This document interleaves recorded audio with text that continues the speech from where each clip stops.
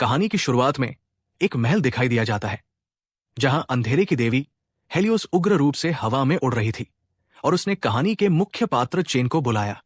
Chain ने पूछा कि हेलियोस ने क्या कहा और उसने बताया कि मिशन में उसकी नाकामी ने उसे गुस्सा दिलाया है, इसलिए अब उसे मरना होगा। हैरान होकर चेन ने फिर पूछा कि क्या। फिर स्थिति की गंभीरता को समझते हुए उसने तनाव में आकर अंधेरे की देवी हेलियोस से प्रतीक्षा करने के लिए कहा और अपनी पिछली उपलब्धियों का हवाला देते हुए एक और मौका मांगा। हेलियोस ने जवाब दिया कि नीच मनुष्यों को अवसर का अनुरोध करने का कोई अधिकार नहीं है और उसने जोर से कहा कि उसका सफेद जादू महल अंधेरे के साथ नष्ट हो जाएगा। अचानक महल पर काली लहरें उठने लगी जो चेन को चारों ओर से घेर कर उसे अंधेरे की दुनिया में खींचने लगी।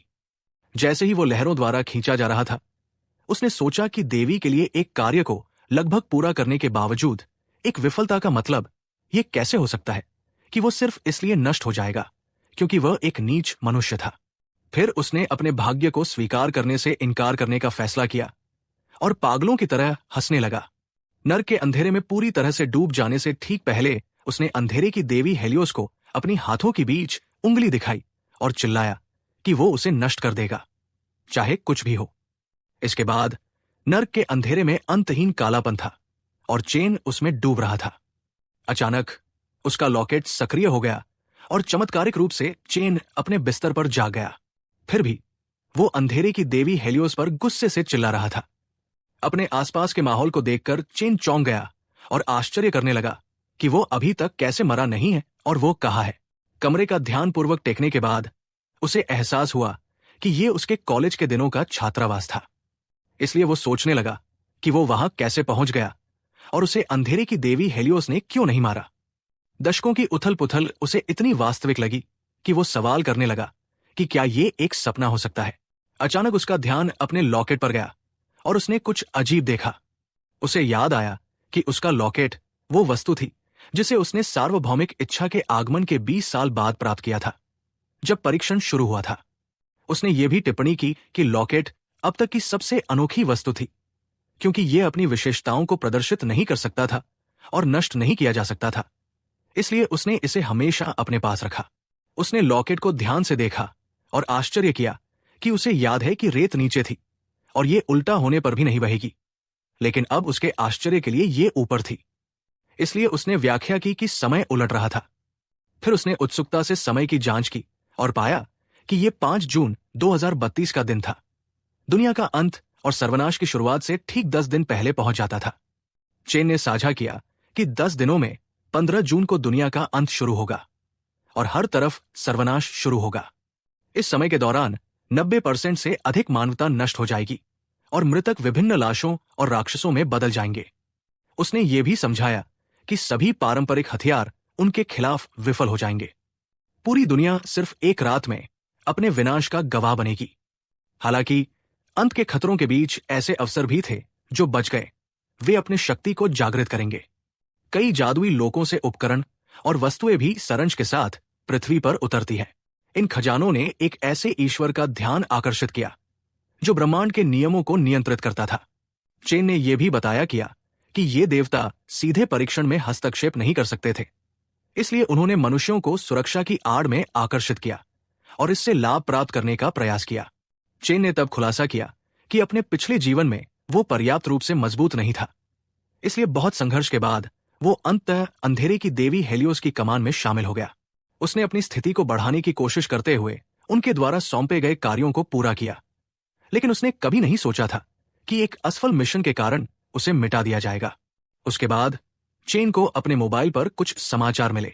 लोग एक नई तरह की बीमारी के बारे में बात कर रहे थे जो रेबीज या ज़ॉम्बी जैसी थी।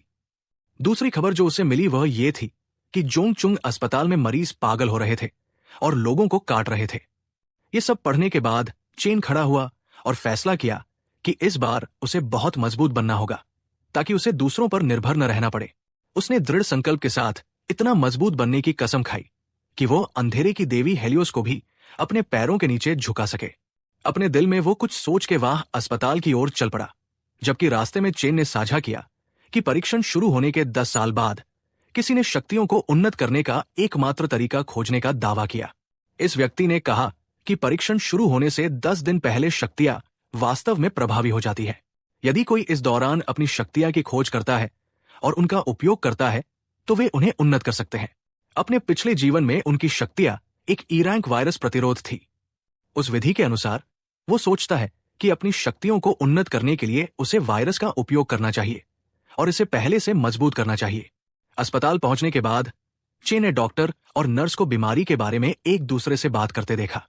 डॉक्टर ने कहा कि उसने पहले कभी ऐसे अजीब लक्षण नहीं देखे थे, वे वास्तव में भयानक थे। नर्स ने भी जवाब दिया कि उसे लगा कि मरीज बिल्कुल फिल्मों की तरह था। चेन फिर मरीज के कमरे में गया और पहुंचने पर उसने देखा कि मरीज को रस्सियों से स्ट्रेचर से बांधा गया था। चेन को जल्द ही एहसास हुआ कि मरीज एक ज़ोंबी में बदल गया था। उसके हाथ में एक सिरिंज थी। चेन ने उसका खून निकालने की तैयारी की। खून निकालते समय चेन ने ज़ोंबी से कहा कि अपनी वायरस प्रतिरोध शक्ति का उपयोग करने और उसे प्रशिक्षित करने के लिए वो केवल खुद के शरीर के अंदर डालना होगा। खून की एक बड़ी मात्रा निकालने के बाद उसने सोचा कि ये उसकी शक्ति को सक्रिय करने के लिए पर्याप्त होगा। इसलिए उसने कुछ समय तक इंतजार किया, जब तक कि अस्पताल में कुछ खाली जगह नहीं मिल गई। जब उसे आखिरकार कुछ खाली जगह मिली तो उसने महसूस किया कि डॉर्मेट्री में कोई नहीं था, क्योंकि ज़ॉम्बी को ठीक करने के लिए पूरी रात डॉक्टर जगे थे। उसे थोड़ा संकोच हुआ, जैसे कि उसका यह विचार गलत है, वो बस वहीं मर सकता था। लेकिन जल्द ही उसने परिणामों के बारे में भूलने का फैसला किया और बिना किसी हिचकिचाहट के इसका इस्तेमाल किया। उसने इंजेक्शन की मदद से अपने हाथ में ज़ॉम्बी के खून को इंजेक्ट किया। वो सोचने लगा कि अंत से पहले अपने संघर्षों के बारे में। एक कमजोर व्यक्ति के रूप में दशकों तक मुश्किल से जीवित रहा, जब तक कि उसने आखिरकार कुछ प्रगति नहीं की। तभी उसने इस बार ई रैंक शक्ति को जागृत किया। भले ही वो भविष्य जानता था, उसे डर था कि बहुत कमजोर होने के कारण अवसरों को खोना पड़ेगा। इसलिए मरना और फिर से शुरू करने और अभी भी कमजोर होने से कहीं बेहतर होगा। अचानक खून इंजेक्ट करने के बाद वो जमीन पर गिर गया। फिर वो उसी जगह पर जागा, सफेद दानव महल में, जहां हेलियोस उसे प्रतिरोध छोड़ने और अंधेरे को गले लगाने के लिए कह रही थी। अंधकार का हिस्सा बने रहने वाले इस तुच्छ इंसान का अंत सबसे उचित था, उसने कहा। लेकिन इस बार चेन किसी तरह खड़ा होने में कामयाब रहा और उसने हेलियोस को गुस्से से जवाब दिया कि वो उसे मार कर ही रहेंगे। फिर दृश्य वापस अस्पताल में बदल गया और चेन को होश आ गया। अजीब तरह से चलने लगा। कुछ लोग कमरे में दाखिल हुए और चेन को देखकर दंग रह गए। उसकी नसें हर तरफ से उभरी हुई लग रही थी। उसकी आंखों और मुंह से खून निकल रहा था। इनमें से एक व्यक्ति ने चेन बाई को पहचान लिया, इसलिए उसने तनाव से चेन बाई से पूछा, क्या हो रहा है? चेन एक पल के लिए लड़के को देखकर दंग रह गया और फिर खुशी से मन में सोचा कि क्या वह वापस आ गया है। चेन ने लड़के से कहा कि वो पहले अपना चेहरा धोने जा रहा है। लड़के ने चेन को हाँ में जवाब दिया। चेन ने खुद को आईने में देखा और खुश महसूस करने लगा। तभी उसे आवाज आई कि उसे पायनियर की उपाधि मिली है। यह सुनकर चेन सोचने लगा कि पायनियर की उपाधि प्राप्त करना और पहले से जागृत होना। यह सुनकर उसे एहसास हुआ कि यह सिस्टम की आवाज थी और उसे खुशी हुई कि वो सफलतापूर्वक जागृत हो चुका था। इसलिए उसने सिस्टम को प्रोफाइल खोलने का आदेश दिया और उसके सामने एक स्क्रीन दिखाई दी, जिसमें पायनियर होने के बारे में जानकारी प्रदर्शित की गई थी। इसमें कहा गया था कि जो लोग दुनिया के अंत शुरू होने से पहले अपनी शक्तियां को पाते हैं, वे इस सिस्टम को प्राप्त कर सकते हैं। उनके गुण 5% बढ़ जाते हैं और अनुभव 10% बढ़ जाता है। इसके अतिरिक्त वे पहले से ही सिस्टम पैनल को जागृत कर सकते थे। यह पढ़कर चेन खुशी से चिल्लाया और यह महसूस करते हुए कि यह उसके लिए एक ताकतवर सिस्टम है। उसने सिस्टम के पैनल को खोलने का आदेश दिया, जहां उसकी क्षमता का स्तर एसएसएस के रूप में दिखाया गया था। इसका मतलब था कि उसके भीतर बहुत अधिक शक्ति थी। वायरस सम्राट, या उसे पायनियर भी कहते हैं, वो वायरस वर्ल्ड में सबसे शक्तिशाली कौशल माना जाते हैं। ये वायरस को अवशोषित कर सकता था, उपयोग कर सकता था, हेरफेर कर सकता था और यहां तक कि वायरस बना सकता था। हालांकि उस समय चेन के पास केवल वायरस को अवशोषित करने की क्षमता थी और अवशोषण की सीमा काफी सीमित थी। चेन ने यह महसूस किया कि अपनी क्षमता को बढ़ाने के लिए उसे बड़ी मात्रा में वायरस की आवश्यकता है और उसे लगा कि अस्पताल वायरस प्राप्त करने के लिए सबसे उपयुक्त स्थान था। लेकिन जैसे ही वो अस्पताल में वापस लौटा, वो कुछ पल के लिए हैरान रह गया। उसने देखा कि लोगों की भीड़ उसकी ओर दौड़ रही थी। कुछ मदद की गुहार लगा रहे थे, जबकि अन्य उसे भागने के लिए कह रहे थे। हर जगह अफरातफरी का माहौल था और लोग अपनी जान बचाने के लिए संघर्ष कर रहे थे। चेन सिर्फ वहां खड़ा होकर देख रहा था। तभी किसी ने उसे ज़ोंबी प्रकोप के बारे में चिल्लाते हुए बताया कि यह दुनिया का अंत है। उसका आश्चर्य एहसास में बदल गया, क्योंकि उसे कुछ महत्वपूर्ण याद आया। चेन ने बताया कि अपने पिछले जीवन में उसने लोगों को 3 अजीब घटनाओं पर चर्चा करते हुए सुना था, जो ज़ोंबी क्राइसिस शुरू होने से पहले जुनकिंग में हुई थी। उनमें से एक सीलबंद अस्पताल था। तब उसे एहसास हुआ कि यह वही सीलबंद अस्पताल था, और उत्सुकता से ज़ोंबी से भरे क्षेत्र की ओर दौड़ने लगा। यह देखकर कुछ राहगीर स्तब्ध रह गए और तनावपूर्ण तरीके से उससे पूछा कि वो क्या कर रहा है, लेकिन उसने किसी की नहीं सुनी और सीधे ज़ोंबी की ओर दौड़ पड़ा। उनमें से एक ज़ोंबी को पकड़कर उसने उसके वायरस को अवशोषित करना शुरू कर दिया। जैसे ही उसने वायरस को अवशोषित किया, पायनियर कौशल ने मदद देना शुरू किया, जिनका उपयोग शरीर को मजबूत करने के लिए किया जा सकता था। एक को अवशोषित करने के बाद वो हर दूसरे ज़ोंबी के पीछे गया और चिल्लाया कि कोई भी ज़ोंबी उससे नहीं बच सकता। इस बीच अस्पताल की इमारत की 4थी मंजिल पर शौचालय में लाशें लोगों पर हमला कर रही थी। दृश्य में लाशें शौचालय के दरवाजे को पीटती दिखाई दे रही थी। अंदर अस्पताल के निदेशक लू फंग और एक नर्स सुजान थे। लू ने तनाव में कहा, यह खत्म हो गया है, दरवाजा ज्यादा देर तक नहीं टिकेगा। उसे यह समझ में आ गया कि बाहर निकलने का कोई रास्ता नहीं था, और उन्होंने मान लिया कि वे बर्बाद हो चुके हैं। लू ने फिर अपना चेहरा सुजान की ओर घुमाया। उसकी आंखों में वासना थी और वो हंस रहा था। इस बीच सुजान रो रही थी और सोच रही थी कि अब उन्हें क्या करना चाहिए। अचानक उसने लू के चेहरे और उसकी अजीब हरकतों को देखा और पूछा, क्या तुम्हें कुछ गलत हो गया है? लू ने फिर एक भयावह मुस्कान के साथ उसके पास पहुंचते हुए कहा, मैंने तुम्हारा इतने लंबे समय तक पीछा किया था, लेकिन तुम कभी सहमत नहीं हुई। अब जब हम मरने वाले हैं तो क्यों ना मैं तुम्हारा आनंद लूं। उसके शब्दों को सुनकर सुजान ने शौक में आकर पूछा, क्या तुम पागल हो गए हो? लेकिन उससे पहले कि लू जवाब दे पाता, लाशें दरवाजा तोड़कर अंदर घुसने के लिए तैयार हो गई। लू घबराया और चिल्लाने लगा, यह संभव नहीं है, मैं अभी नहीं मर सकता। फिर उसने घबराहट में सुजान का हाथ पकड़ा और उसे ज़ोंबी के सामने ढाल की तरह इस्तेमाल करते हुए चिल्लाया, मैं मरना नहीं चाहता, इसलिए किसी को मरना ही होगा। ये से आदमी हर जगह होते हैं दोस्तों। नर सुजान को ज़ोंबी की ओर फेंकने के बाद वो भागने लगा, लेकिन कोई दूसरा रास्ता न होने के कारण वो खुद को खिड़की के सामने पाया। उसने बचने के लिए 4थी मंजिल की खिड़की से कूदने की कोशिश की, लेकिन वो खिड़की में फंस गया और ज़ोंबी ने उस पर हमला कर दिया। इसके बाद दृश्य में 7 मिनट के बाद का दिखाया जाता है, जहां ज़ोंबी द्वारा काटे गए लोग जमीन पर मृत पड़े थे और चेन घटनास्थल पर पहुंच चुका था। चेन ने देखा कि एक मेडिकल स्टाफ की लड़की सुरक्षित नजर आ रही थी, लेकिन उसे एहसास हुआ कि उसे हाल ही में ज़ोंबी ने काट लिया था। उसने समझा कि उसे ज़ॉम्बी में बदलने के लिए कुछ समय लगेगा। सेना के आने के बाद चेन को अस्पताल से निकलने के लिए उसे अस्पताल के रास्ते से परिचित किसी व्यक्ति की जरूरत थी, ताकि वो उसकी मदद से अस्पताल से बाहर निकल सके। उसने तुरंत निर्णय लिया कि वो लड़की से सारा वायरस बाहर निकालने की कोशिश करेगा, ताकि उसे ज़ोंबी बानेब से बचा सके। ध्यान केंद्रित करते हुए उसने लड़की से सारा वायरस अवशोषित कर लिया और चमत्कारी रूप से वो बच गई। कुछ समय बाद जब लड़की जागी, चेन ने देखा कि उसकी योजना सफल हो गई थी और उसे राहत और खुशी का एहसास हुआ। जल्द ही उस लड़की ने चेन को धन्यवाद दिया, जिस पर चेन ने पूछा, क्या तुम पूरी तरह से होश में हो? लड़की ने हाँ में जवाब दिया। ये अच्छी बात है कि वो जानती थी कि यहां क्या हुआ था। फिर चेन ने उसे कहा, मुझे कुछ समय के लिए तुम्हारी मदद की जरूरत है। उसे उसकी मदद करने में कोई दिक्कत नहीं थी, लेकिन पहले वो अपने कपड़े बदलना चाहती थी। वैसे लड़की बढ़िया है। तभी चेन ने सुजन का हाथ पकड़ लिया और उसे खींचने लगा और जोर देकर कहा कि उसके पास इसके लिए पर्याप्त समय नहीं है। उसने उसे अस्पताल में उस स्थान पर ले जाने के लिए कहा जहां सबसे ज्यादा वायरस थे। सुजन ने उसकी बात मान ली और उसे प्रयोगशाला में ले गई। प्रयोगशाला में सुजन ने बताया कि ये वही जगह है जहां अस्पताल में सबसे ज्यादा वायरस होते हैं और जहां मरीजों के सभी खून के नमूनों का परीक्षण किया जाता है। चेन ने फिर कुछ वायरस एकत्र किए और उसे लगा कि उसके लिए पर्याप्त होना चाहिए।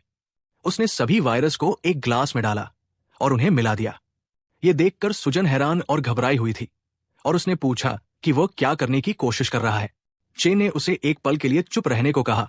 फिर उसने मिश्रित वायरस पी लिया और उसके बाद उसकी शक्ति बढ़ गई। फिर से कुछ अंक प्राप्त हुए और सिस्टम की स्क्रीन पे वायरस का ने लिखा था कि तुम्हें अभी जो वायरस मिले हैं उनके नाम।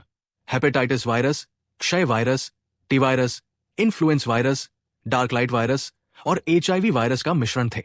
सभी वायरस को अवशोषित करने के बाद उसका अगला उद्देश्य उनके साथ ज़ोंबी वायरस को मजबूत करना था।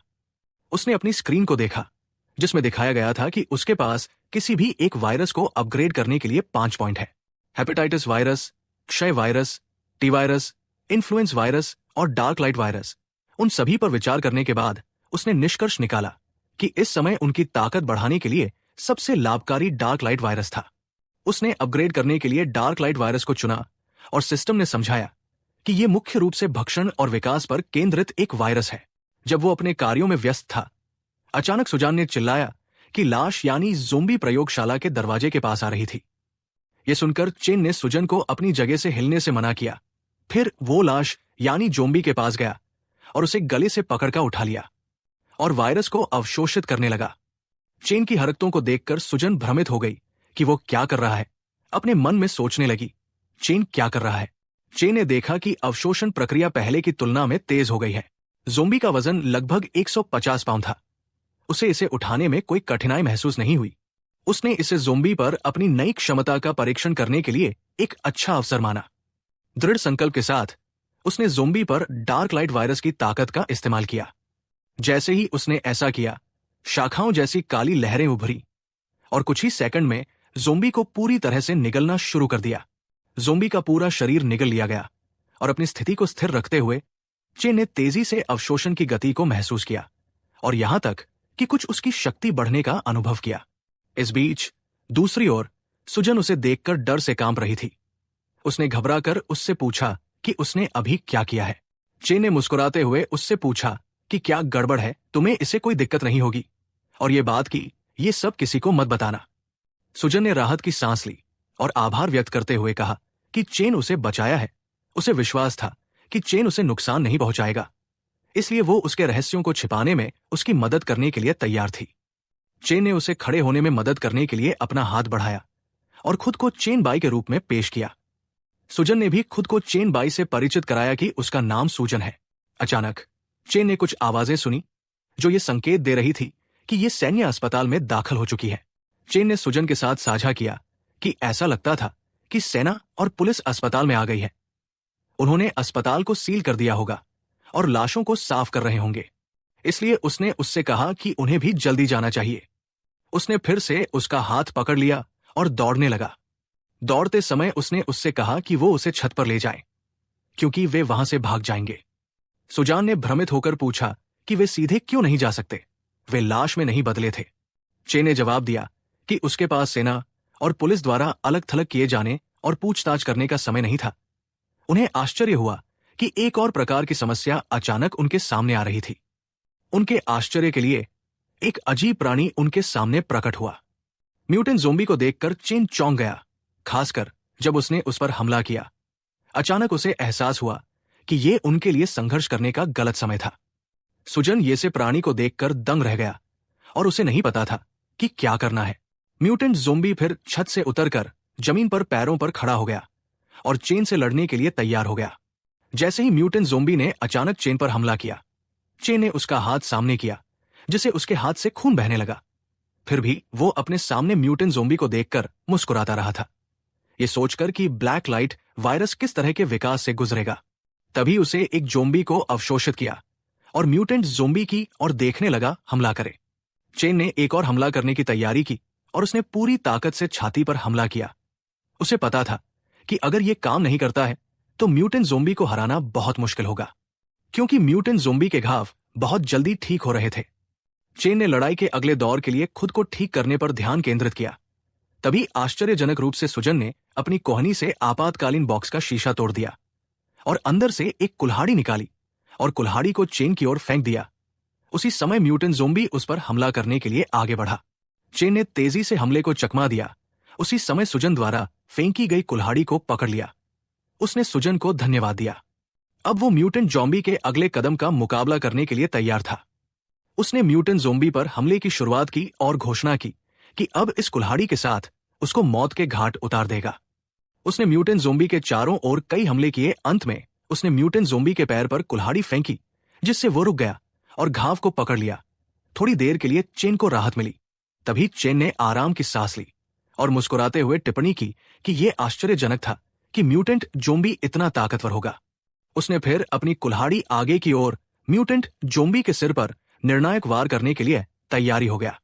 चेन ने म्यूटेंट जोम्बी को चेतावनी देते हुए कहा कि वो किसी भी घाव को बिना उपचार के न छोड़े, और जब म्यूटेंट जोम्बी मृत्यु के करीब था तब अचानक म्यूटेंट जोम्बी ने पूरी ताकत से चेन के खिलाफ एक शक्तिशाली जवाबी हमला किया। इसे चेन दीवार से टकराया। चेन ने अपने मुंह से खून निकाला। कुल्हाड़ी उसके हाथ से फिसल गई। ये देखकर सुजन भयभीत और तनावग्रस्त हो गई। चेन के लिए उसकी चिंता बढ़ गई। म्यूटेंट जोम्बी ने चेन के पेट के 2 हिस्से कर रहा था।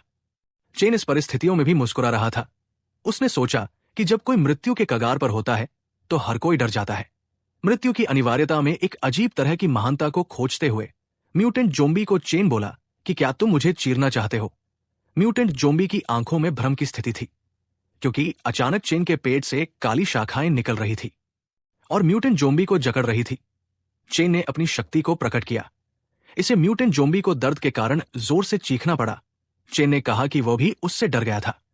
हालांकि अब बाजी उल्टी पड़ गई है। बहुत देर हो चुकी थी। धीरे धीरे चेन ने पूरे म्यूटेंट जोम्बी को खा लिया और पीछे कुछ भी नहीं छोड़ा। सुजन इस दृश्य से हैरान और भयभीत हो गई। उसके सामने अभी भी चेन बाई की उल्लेखनीय लड़ाई के लिए प्रशंसा करने का साहस मिला, क्योंकि लड़ाई समाप्त हो गई थी। यह स्पष्ट हो गया कि चेन ने दूसरे चरण के पंजे वाले जोम्बी को अवशोषित कर लिया था। ब्लैक लाइट वायरस का परिवर्तन जारी रहा और पूरा होने पर चेन ने पंजे वाले जोम्बी की विशेषता वाली हड्डी के पंजे की क्षमता हासिल कर ली। उसके आश्चर्य में चेन के हाथ अब घातक पंजे जैसे लग रहे थे। उस पल चेन ने खुशी की लहर महसूस की, ये महसूस करते हुए कि ब्लैक लाइट वायरस को चुनना उसका अब तक का सबसे अच्छा निर्णय था। तभी सेना घटनास्थल पर पहुंची। उन्होंने पूछा कि क्या चेन और सुजन जीवित हैं, और उन्हें निर्देश दिया कि यदि वे जीवित हैं तो अपने हाथ ऊपर उठाएं। उन्हें देखकर निराशा चेन के चेहरे पर झलक रही थी। सेना ने अपने शब्द दोहराए और चेतावनी दी कि यदि कोई प्रतिक्रिया नहीं हुई तो 3 तक गिनने के बाद वे गोली चला देंगे। सेना की ओर आक्रामक तरीके से देखते हुए चेन ने सुजन को अपनी बाहों में भर लिया और उसे बिना किसी हिचकिचाहट के उसे कसकर पकड़ने के लिए कहा। उसने तुरंत वहां से भागना शुरू किया, जिससे सेना को गोलीबारी शुरू करनी पड़ी। तनाव बढ़ गया। सुजन ने चेन को छत की ओर भागते हुए देखा। इसे वह डर गई और उसे चेन को मुड़ने को कहा। जब वे भाग रहे थे, चेन को 1-2 गोलियां उसे लग गई, जिससे सुजन तनाव में आ गई और उसे उसकी चोटों के बारे में चेतावनी दी। चेन ने अपना ध्यान केंद्रित रखते हुए स्थिति को शांति से स्वीकार किया और चुप रहने का निर्णय लिया, क्योंकि वे आगे बढ़ रहे थे। कुछ मिनटों के बाद वे छत पर पहुंच गए, जहां चेन ने एक शक्तिशाली किक के साथ दरवाजा तोड़ा, जिससे सुजन थम गई। चेन ने सुजन की ओर मुड़कर उसके घर के बारे में पूछा। सुजन ने जल्दी से अपना पता बताया। फिर तेजी से उसी तरफ चेन भागा और छत से छलांग लगा दी। सुजन स्तब्ध और भयभीत होकर चेन के चारों ओर अपनी बाहें लपेट लिया। वे अस्पताल से नीचे गिर गए। फिर रास्ते से सुजन के घर पहुंचे। उसके कमरे में प्रवेश करने पर सुजन ने चेन को बाथरूम की दिशा बताई और चेन के घावों को साफ करने में मदद करने को बोला। चेन ने उसे आश्वस्त किया कि गोलियों से उसे ज्यादा नुकसान नहीं पहुंचा है और उसके घाव पहले ही ठीक हो चुके हैं। उसने उसे चिंता न करने के लिए कहा। सुजन ने कहा कि उसे उसके घाव देखने हैं। चेन ने बिना हिचकिचाए अपनी शर्ट उतार दी। जैसे ही सुजन ने उसके घावों की जांच की तब सुजान कुछ हद तक घबरा गई। उसने उसके हाथ पर बचे हुए घावों की ओर इशारा किया और उसे करीब से देखने का आग्रह किया। उसकी छाती और पेट पर नजर डालते हुए सुजन ने सुझाव दिया, उसे आगे से ध्यान रखना चाहिए। सुजन चेन के शरीर को देखकर लाल हो रही थी। चेन ने अपने हाथ को निरीक्षण किया और दावा किया कि वे वास्तव में ठीक से ठीक नहीं हुए हैं। चेन ने सुजन को उसकी ओर आकर्षित पाया। चेन ने उसके शरीर को सुजन को और दिखते हुए हल्के फुल्के आवाज में सुजन को चिढ़ाते हुए पूछा कि सुजन को खाने के बाद तुरंत ठीक हो जाएगा, और मजाक में पूछा कि क्या वो उसके लिए खुद का बलिदान देने के लिए तैयार है। सुजन उसके इन बातों से घबरा गई। चेन ने हंसते हुए कहा कि वो उसे नहीं खाएगा, ये टिप्पणी करते हुए कि अगर वो खाने लायक होता तो वो पहले ही उसे खा चुका होता। सुजन को आश्चर्य हुआ। चेन अचानक उसके करीब आ गया और उसके कान में फुसफुसाया, जिससे सुजन को पता चला कि उसके इरादे गलत हैं। चेन बताया कि उसने उसे पहले नहीं खाया क्योंकि परिस्थितियां इसके लिए बिल्कुल उपयुक्त नहीं थी। चेन ने उसके शरीर से फटा हुआ कपड़ा हटा दिया। ये बताते हुए कि अब वातावरण उसके पहले के सुझाव के अनुकूल था। चेन ने एक बार फिर पूछा कि क्या सुजन उसे खाने के लिए तैयार होगी। सुजन ने उसे ठीक होने में मदद करने के लिए खुद को बलिदान कर दिया। हालांकि सुजन ने स्पष्ट रूप से हाँ नहीं कहा। उसने विषय को बदलकर सवाल टाल दिया, सुझाव दिया कि वे इसके बजाय साफ सफाई करें और टिप्पणी की कि ये एक अच्छा विचार था। चेन ने सुजन की प्रतिक्रिया को एक अप्रत्यक्ष हाँ के रूप में ले लिया। शर्मिंदगी के कारण इसे सीधे कहने की उसकी अनिच्छा को समझते हुए वो झुक गया और उसे किस करना शुरू किया, जिससे उनके बीच एक शारीरिक क्षण बन गया। उन्होंने एक गहरा संबंध साझा किया जो एक अंतरंग मुठभेड़ में परिवर्तित हुआ। तुम समझ रहे हो ना किस तरह की मुठभेड़। तभी बाथरूम के बाहर चेन बी का फोन लगातार बजने लगा। मोबाइल सूचनाओं के साथ बजने लगा। चिन के दोस्तों ने उसे संदेश भेजा, उसकी भलाई के लिए चिंता व्यक्त की, पूछा कि क्या वो ठीक है। एक अन्य मित्र से सुना है कि वो जंगांग अस्पताल गया था। इस बीच जॉ ने साझा किया कि स्कूल की नंबर एक ब्यूटी सॉन्ग उसके बारे में पूछ रही थी, उसके ठिकाने के बारे में पूछ रही थी।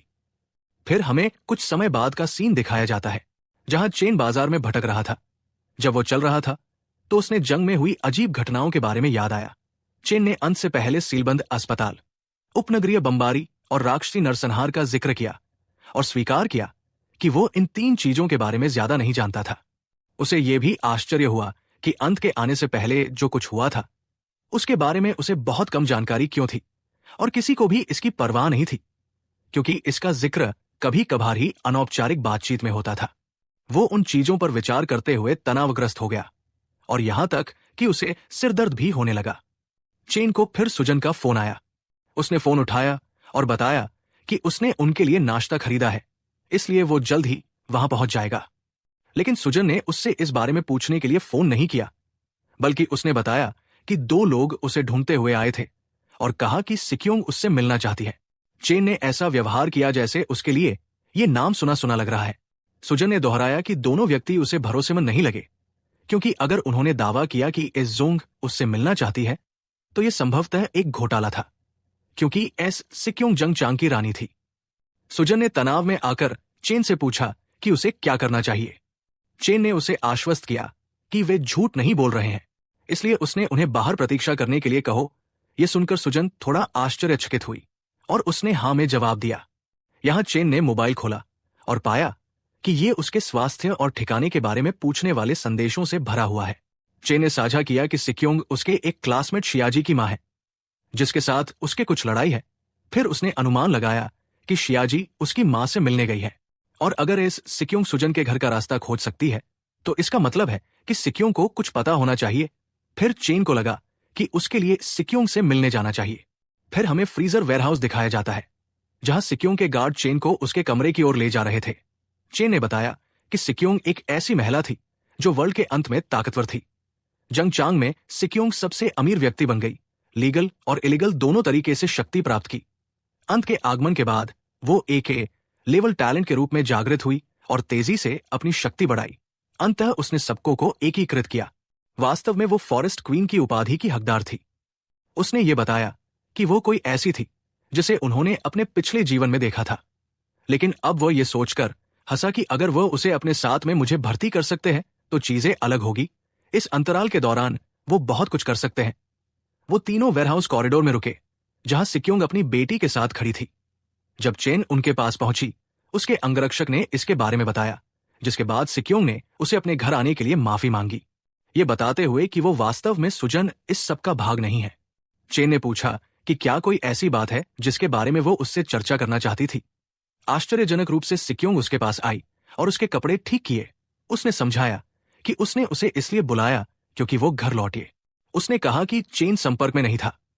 शियाजी ने कहा कि तुम अस्पताल में थे, इसलिए शियाजी उससे मदद करने के लिए कहा।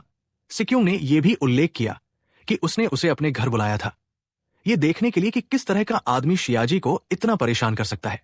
चेन में ऐसा क्या आकर्षक था जो उसके बेटी को पसंद आया। चेन ने जवाब दिया कि उसे टेढ़ी बातें समझ नहीं आती, और चेन ने पूछा कि उसे बुलाने का उसका असली उद्देश्य क्या है। सिक्योंग मुस्कुराई और बोली कि वो काफी चालाक है, इसलिए वो बातों में नहीं फंसेगा। फिर उसने सीधे चेन से पूछा कि वो उसकी बेटी का पति बनने के बारे में क्या सोचता है। चेन ने जवाब दिया कि उसे नहीं लगता कि उसके पास उसे शादी करने का कोई कारण है, जिस पर जोंग ने अस्पताल में उसके वीर प्रदर्शन का उल्लेख करके जवाब दिया और पूछा कि क्या यह सुनकर किसी के मन में भावनाएं विकसित होंगी। चेन दंग रह गया और मन में सोचने लगा कि उसने पूरी तरह से ख्याल रखा था कि उसने अस्पताल की पूरी निगरानी और बिजली आपूर्ति को नष्ट कर दिया था। फिर उसने पूछा कि उसे इसके बारे में कैसे पता चला और उसने उसे इतनी जल्दी कैसे ढूंढ लिया। सिक्योंग ने चेन से बोला, उसे कम मत आंकना, क्योंकि कम से कम लॉबी से निगरानी कक्ष तक के समय के दौरान उसके आदमी उसे ट्रैक कर रहे थे। सिक्योंग ने फिर चेन को अलीन नाम की लड़की के साथ अपनी फोन चैट दिखाई, क्योंकि अलीन ने उसे एक वीडियो भेजा था जिसमें चेन और सुजन भाग रही थी। सिक्योंग ने बताया कि उसकी किस्मत बहुत अच्छी थी, क्योंकि सुबह सैनिकों द्वारा बचाए गए लोगों में से उसे सुजन का एक जाने वाला मिला जिसका नाम लू फैंग था। उसका का नाम सुनकर चेन हैरान रह गया और फिर उसने सुजन के घर में कल रात का दृश्य याद किया जहां सुजन ने चेन को लू फेंग के बारे में बताया था। चेन ने यह याद करके इसकी पुष्टि की कि उस समय बाथरूम में लिऊ फेंग नाम का एक व्यक्ति था और लू ने न केवल उसके साथ छेड़छाड़ करने की कोशिश की बल्कि उसे ज़ॉम्बी की ओर धकेल दिया। सुजन ने हाँ में जवाब दिया और बताया कि ज़ॉम्बी की ओर धकेलने के बाद लू ने खिड़की से कूदकर भागने की कोशिश की। हालांकि उसे ज़ॉम्बी ने पकड़ लिया और उसका सिर कांच से टकरा गया। उसके बाद वो आगे नहीं बढ़ा, इसलिए लू फेंग पर ज़ॉम्बी ने वास्तव में हमला नहीं किया था। उस समय वो बस खिड़की से टकराकर घायल हो गया था। चेन भी ये सुनकर हैरान रह गया और उसे एहसास हुआ कि खिड़की पर लटका हुआ व्यक्ति लू था, क्योंकि उसने सोचा था कि लू पहले से ही वहां मृत पड़ा है। सुजन ने जवाब दिया कि यह सबसे अच्छा होगा यदि लू फेंग पहले से ही मर चुका हो, क्योंकि वो उससे बहुत नफरत करती थी। सुजन ने हफ्ते हुए बोला, मुझे अब बेहतर महसूस हो रहा है, क्या हम जारी रखें?